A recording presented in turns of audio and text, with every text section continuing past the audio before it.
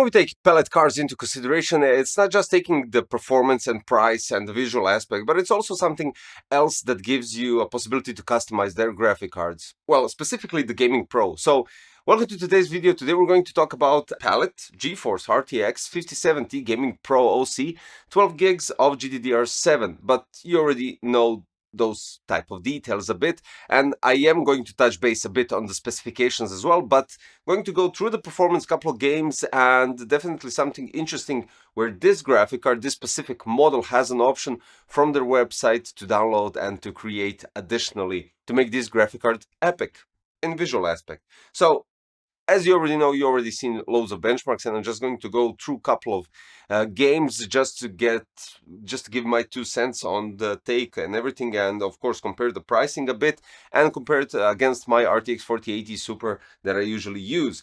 Now, this graphic card is, well, visually aspect, it's really outstanding. Full black, you have only this GamingPro and this type of, let's say, additional aesthetics lighting up, so everything is just nice and clean. 12V 2x6 connector with addressable RGB header right next to it. Now when we're talking about that, we have turbofan 4.0 and we have the addressable RGB Sync Evo. Now the only thing that is a bit, strange is that this cable is, well, this connector is right next to the 12V HPWR, so the only way to hide it is to somehow wrap it around that cable just so it doesn't destroyed the whole visual aspect. But regardless of that, we have composite heat pipe and superior rigidity in terms of it's reinforced, not with the plastic on the bottom part. We have a nice solid backplate, but we also have this side part that kind of gives more to the rigidity of the GPU. I know it's all irrelevant, but these are some main features that I want to point out. And then we go with some main specs. So we're talking about graphic clock at 2325 megahertz, boost clock 2572, memory clock is 28 gigabits per second, 6144 CUDA cores, memory bandwidth is 672 gigabytes per second, and we have PCI 5.0, of course, one HDMI 2.1B, 3 DisplayPort 2.1B. Maximum resolution is 4K at 480 Hz or 8K at 120 Hz with DSC. The height is 3 slots, so even though in general when you take into consideration XX70 model of their graphic card, so 2070, 3070, 4070, 5070, they weren't all this thick, right? And this one is in general. So this can only result in better cooling if they did the passive part right, fans and everything all together, but we'll get to that part later on. So the board size and in general the whole graphic card is 331.9 times 127.1 times 60. Graphic card power is up to 250 watts and recommended system power supply is 650 watts. Now, since I'm at those type of specs, if you download from their official website, PALIT Thundermaster, you have the option to overclock this GPU, and quite nicely, I do have to admit, which brings us to the point where it's quite stable, yet it doesn't raise those thermals too much, so up to maybe 2 to 3 degrees, and that's it. Now, what happens here? Core clock, I managed to put it in a stable situation while gaming and everything all together while benchmarking. So core clock plus 494 and memory clock plus 1987. But we'll get to that part later on. Just wanted to point this out while doing the, well, specifications. Now, this GPU, what it has is on their website, again, you can go and download 3D printing files, which give you 2 options. Basically even 4, but 2 in general. If your 3D printer, for instance, can't support printing out the full piece, or you don't manage to print out the full piece, you can print out one piece in 2 or just cut it. Now, you have 2 options. You have creator mode and you have drawing mode.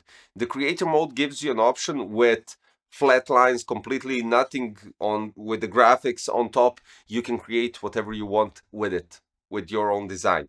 And then you have the drawing mode or painting mode. I totally forgot about it, but regardless of that, painting mode, what gives you an option is you already have a graphic design on it, as you can see, and you can choose the color, of course, of your filament, or you can just simply paint it later on. It's all up to you to decide.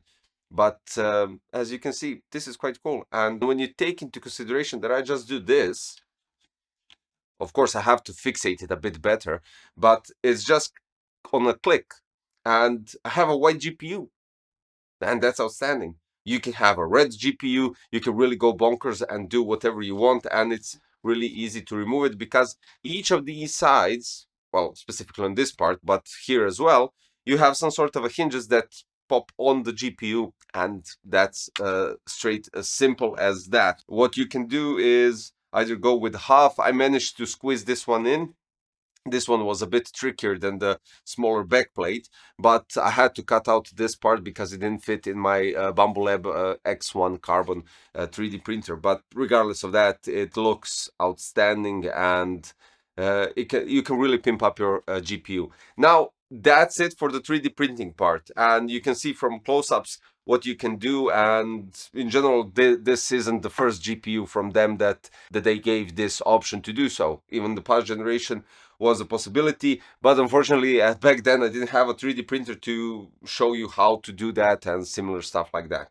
Now, when we go with performance, and this will be quite interesting. So I did 4K Ultra DLSS, and compare it with RTX 4080 Super. I ran only 5 games because I got enough information to somehow summarize everything. So 4K Ultra, what we get, I played PUBG first. We don't have the DLSS over there, but 75 FPS with RTX 5070 and with the RTX 4080 Super 92. Then we go with Hogwarts Legacy, 4K Ultra 36 with massive drops, but that was a certain scene where it just drops to 1 FPS in every GPU, at least in my scenario, so I don't know what's happening there, but regardless of that. Then we go with 4K Ultra DLSS with 78, compared to RTX 4080 Super 40 and 103. Spider-Man Miles Morales 65 to 153 from 4K Ultra to 4K Ultra DLSS, and 104 to 178 with RTX 4080 Super. Then we go with Witcher 28 to 68 and 4080 Super. I don't know how this got to 29, but 29 to 83 with DLSS active. Shadow Tomb Raider 60 to 163, no DLSS, and 83 to 198 with RTX 4080 Super. This is all on ultra details with ray tracing on. The power consumption was around 220 watts, and the temperature was going from 55 to 61. And this is what I stated. This is really good when we're talking about the thermals. Okay, we have a huge graphic card, don't get me wrong. I mean, the PCB is much smaller, as we saw from, if you saw some teardowns with water cooling blocks placement and similar stuff like that, okay, these are AIB models, not the Founders Edition. But regardless of that, we got this, what we have. It's a bit thicker. Of course, I was expecting a better cooling, and we got it. When you have such thick and long GPU, if it gets high temperatures, then they did something wrong, and this is quite alright. Now, for the prices, dollars 650, pounds 539, euros 650. When you take into consideration that we can find 4080 Super for around, I would say, double the price, but still the 5070 in general was marketed at 4090 killer. It was supposed to be much stronger than 4080 Super.